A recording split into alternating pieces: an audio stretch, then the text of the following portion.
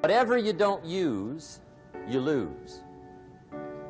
Lack of use causes loss.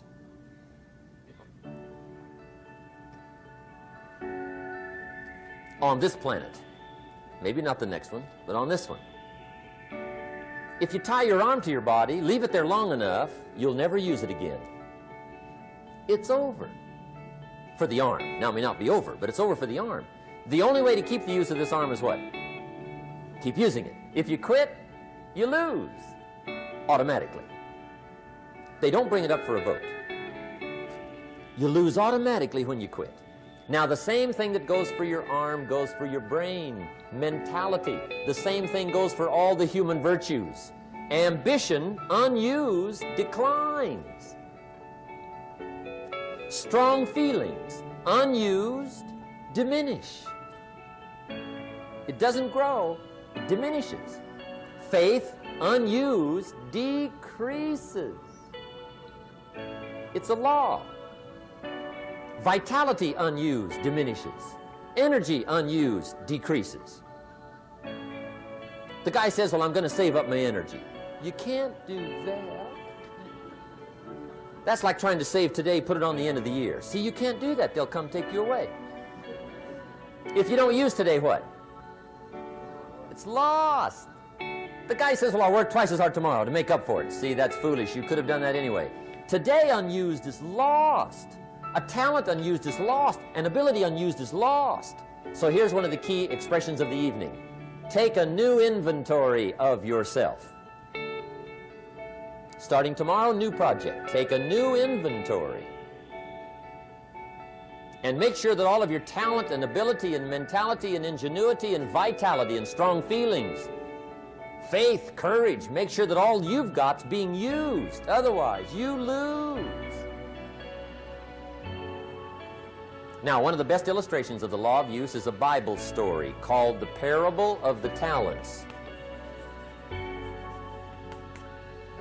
The talent story. Interesting story if you haven't read it in a while. Just review it. It's a good story. An ancient story. It says there was a master with 3 servants. He got them together one day and he said to the 3, I've got these talents. And in those ancient days, a talent was a measure of gold. And he said to the 3 servants, take these talents and see what you can do with them while I'm gone. He said, I'm taking a journey and I'll be gone for a while.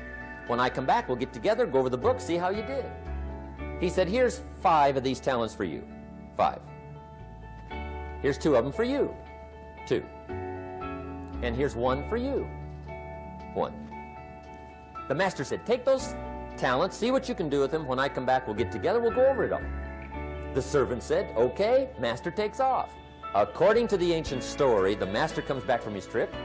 When he gets back, he gets the 3 servants together, and as he said he would, he asks, how did it go with those talents? You were 5. What happened? That servant said, well, I took the 5 talents you gave me, and I put them to work. A little shaky at first, but he said things finally got rolling. And he said, I poured it on. And he said, my talents grew to 7, 8, 9, 10. He said, I doubled my talents from 5 to 10. Books will show. Master said, one heck of a job. Or something like that. He said, I gave you 2 talents. What happened? That servant said, about the same thing happened to me. I put those 2 talents to work, poured it on. They grew to 3 and then to 4. He said, I doubled my talents from 2 to 4. Books will show. Master said, well done. He said, I gave you 1 talent. What happened?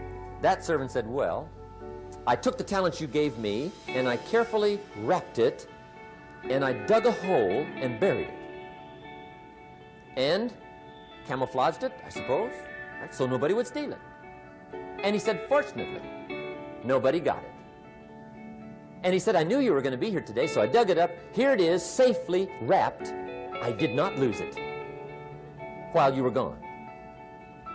According to the ancient story, the master said, take that talent away from him and give it to the man that's got 10.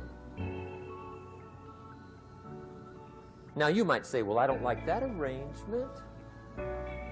The poor guy's only got 1 talent.